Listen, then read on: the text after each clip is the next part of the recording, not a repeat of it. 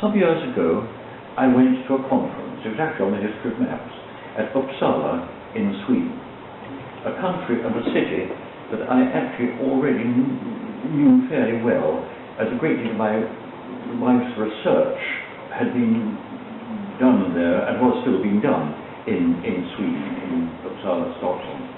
And the meetings of this conference were held in the university buildings.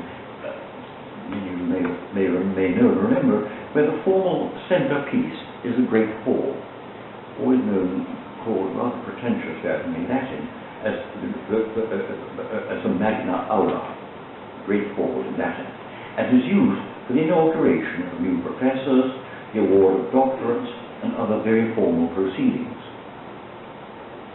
It was built in the 1880s on a huge scale, with funding from various public bodies. And above the entrance, in the imposingly large lobby, is an inscription in Swedish. And though I've only just discovered this, it is in fact a quotation from an 18th century philosopher, a man named Thomas Torrell, who I must admit I've never heard of. And anyway, passing through this lobby at the time of this conference, it was about 20 years ago, with a German academic who was and is a friend as well as a colleague, I pointed this inscription out to him. He asked me what it meant, rather to my surprise, because the Swedish is not so unlike what it would have been in German. And anyway, I'll have a translation. To think freely is great, but to think correctly is better. And a member of the university was passing at that point and overheard this fragment of conversation. "It's not very liberal, I'm afraid," he said. "Not very liberal, I'm afraid. It was given to us by the city of Stockholm, and it's carved in stone. There's really not very much we can do about it." And fair enough.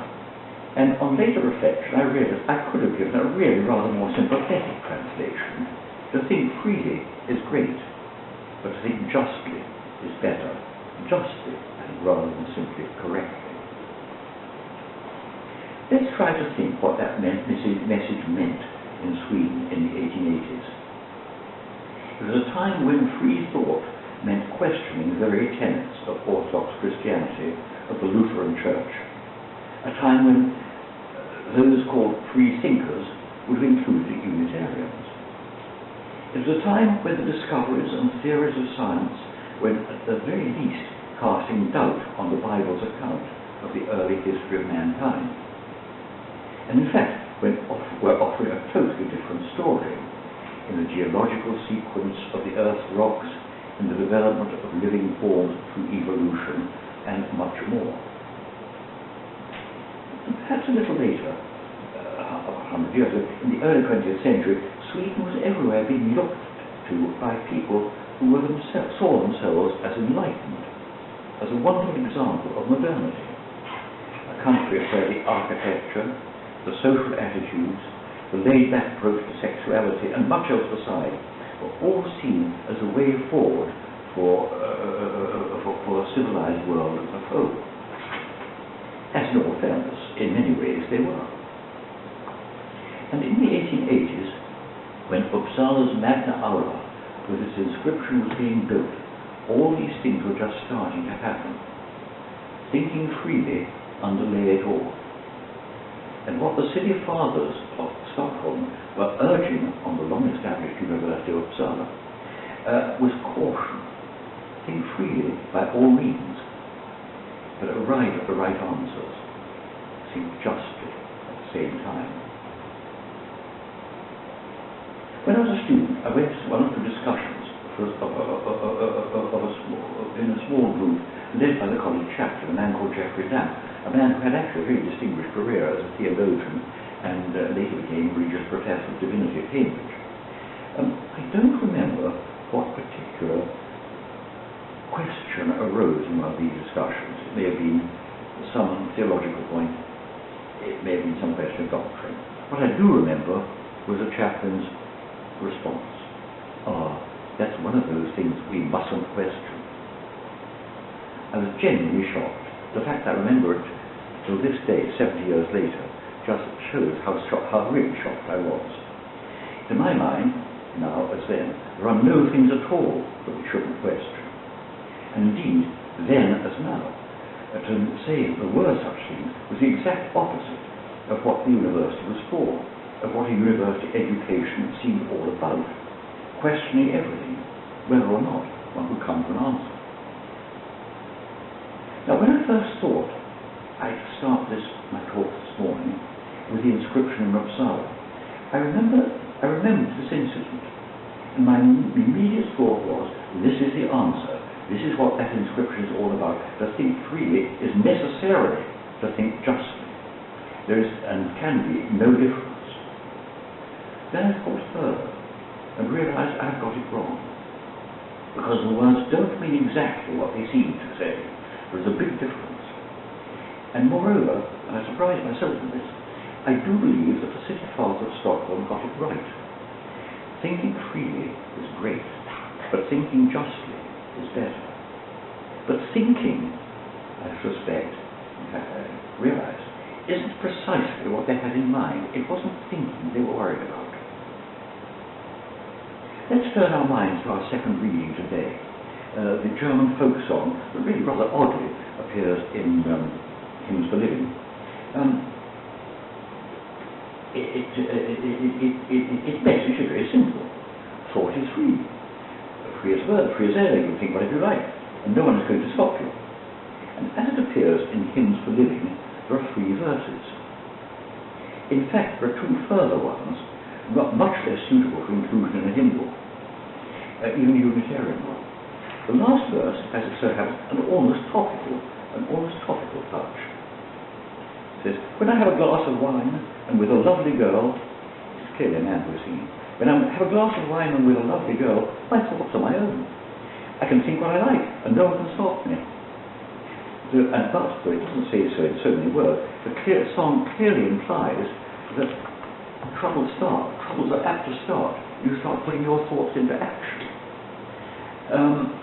All too obviously, this is the message of the last verse, but actually underlies the other verses as well, rather wrecking its impact as a Unitarian hymn. You can think what you like, but putting it into practice is a different matter altogether. It is only thought that is free.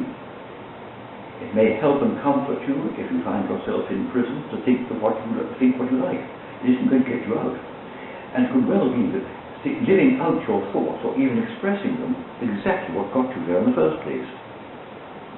It's interesting that Franklin Roosevelt's 4 freedoms included freedom from want, freedom from fear, freedom to worship, but did not include freedom of thought, which after all, no one can inhibit. But much more realistically, what they did include was freedom of speech and of expression. When 100 years and more ago, people talked about free thinkers, it wasn't the thinking they had in mind. They weren't thinking about the thinking at all. Anyone could think anything at any time. What people really either feared or admired was the expression of these free thoughts, the possibility that they might call seriously into question the teachings and the position of the Christian church or churches. They might impinge on the ordered structure of society in other ways too. If we rethink the phrase of the Stockholm City Fathers in the 1880s, a phrase of Thomas Thorold a century earlier, so that it says what they really both meant. To express oneself freely is great, but to express oneself justly is better. We are firmly contradicting Roosevelt's freedom of speech and expression. Who is right? At first sight, and as we all say Roosevelt, freedom of speech, freedom of expression is imperative, is very important to our society. But would we really think that? I'm not quite so sure.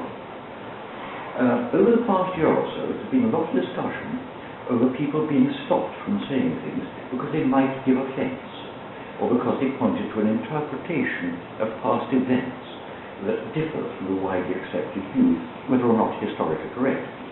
Slavery, on colonialism, and so on. And here we must surely be with Roosevelt. In these areas, our thoughts are free, and the expression of our thoughts must be free too. But think a little further. Let's go back to the 1880s again. In 1885, just about the time when the inscription was being carved on the Uppsala Magna Aula, when Gilbert and Sullivan's The Mikado was first produced. Its characters, I'm sure you all know this, its characters include the man who, in his own words, by a set of curious chances, became Japan's Lord High Executioner, who had the slightest wish to cut anyone's head off. However, realizing that circumstances might arise when he simply had to, he had this little list of people the world would be much better off without. Some are more or less timeless, whether you read them or not. People who have flabby hands and irritating laughs. Some belong much more firmly in the past. The barrel organist. I will find out afterwards. Am I the only person here, perhaps, who is able to remember barrel organs in the streets? Which I certainly can. I remember playing the Lambeth Walk, in the years just before the war. Well, that's either here nor there. But also another one which I think firmly belongs to the Victorian period. All children were up in dates and floor ruled with them flat. It's a wonderful vignette. The extraordinary way Victorians apparently conversed with the young. Can't you just imagine, now my dear, can you tell me the dates of the Battle of Agincourt? Oh yes, Uncle, of course. It was in 1415, and won by King Henry V, who was born in 1387, came to the throne in 1413, and died in 1422. Yes, thank you, my love. So he did. But one of those on the little list was the Nigger Serenader and others of his race.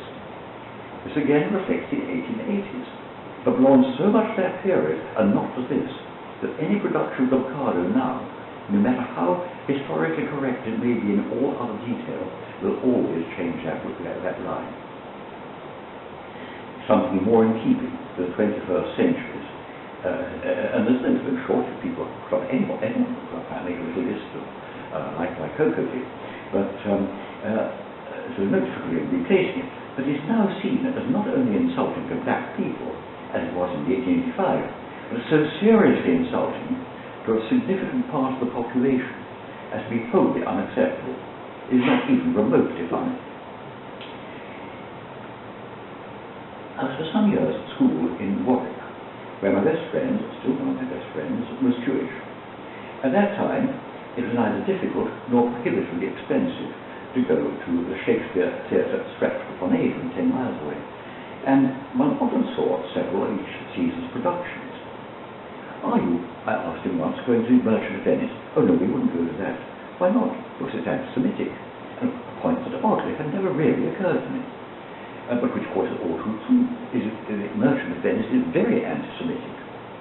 But that doesn't stop it being performed today. It doesn't have to be Bowdlerized, which would surely be impossibly difficult. It doesn't have to be Bowdlerized the way that the Executioner song has to be in the Mikado. Why not? Why is it still acceptable? This is, of course, like any of Shakespeare's plays, an important classical English literature, and achieved the status in the 17th, 18th, 19th centuries when anti-Semitism was not a serious problem in Britain. This is not the case now. Anti-Semitism is still not a serious problem here in Britain, but we have seen all too well the problem it has been elsewhere. Mein Kampf can be published in Germany only in a strictly academic context. There are parts of the continent where one can be prosecuted for arguing that the Holocaust is a myth that never really happened, and so on. I don't have to label it. Freedom of speech, freedom of expression, frankly, no. There are many contexts where it is simply dangerous, and this surely is what the Uppsala inscription is all about. Think anything you like, but in expressing it, which is what the quotation was really all about, in expressing it, judgment is necessary. Think it through first. Over many centuries, not just in our own time, all kinds of impediments to free speech have been imposed in every part of the world. Some are simply social impediments, some are legal impediments enforced with varying degrees of ferocity. Can we see a pattern? Can we see what is intended? Can we even justify what often seems arbitrary and unjust? I think we can. What every society, every age has forbidden, again, either socially or legally, what every age has said, you must not do this, you do not do this, is the expression of ideas that call in question the structure, the basic fabric of society as it stands. This structure, this basic fabric, changes over the centuries, and with it the ideas that seem to threaten it. Sometimes the change is gradual, almost imperceptible. That one could be publicly insulting to black people in Britain in 1885, but not now, is the result of changes over the 100 years and more since the first production of the Mikado. Changes that have seen black people becoming a significant and increasingly important part of the population. Sometimes the changes are sudden and dramatic. To question the authority of the Pope and the Roman Catholic Church was totally unacceptable in England until the Reformation, because it underlay an important part of the way society and government worked. This changed at once in the 1530s, but because the Church, now the English Church, and its doctrines were still an important part of the social order, questioning these doctrines was still banned. It was in 1612, long after the Reformation, that Bartholomew Leggett was burned at the stake at Smithfield for refusing to recant the heresy of denying the Trinity. It was a gradual change of the next 200 years that meant that heresy was no longer a threat, so that by the early 19th century Unitarian Jews were tolerated both socially and legally. These thoughts, these ideas that may not be expressed, vary not only from age to age, but from one society to another. Think of the problem of the cartoons of the Prophet Muhammad in Denmark and France a few years ago. Muslims call them blasphemous. I'm not sure that's actually the right word, but they clearly saw them as deeply offensive. But this was in countries where Muslims were a small minority of the population, where what they saw as insulting to them was no threat whatever to the social order. So action against their publication was widely and rightly condemned. But if the same material had been published in Iran, Saudi Arabia, or in Pakistan, in any country where the vast majority of the population are Muslims, it would be forbidden and arguably rightly condemned, for it would be striking at everything that holds society together. I wonder whether in all this there is not a distant echo of rendering to Caesar the things that are Caesar's, expression of one's thoughts, and to God the things that are God's, the thoughts that are free as air. Perhaps this is another sermon. For now, it is enough to say that where free thought, or rather the expression of free thought, is not a threat to society, it can be allowed. To think freely is great. But when the free thought has not been fully thought through, you might say, so that its expression calls in question the way society hangs together, the way we manage, different we all are, to somehow get along with each other, it is then that thinking justly, thinking through the consequences of these thoughts before expressing them, is necessary. I hasten to add is not to say that these thoughts should never be expressed, but it's just important to think them through, and is then thinking justly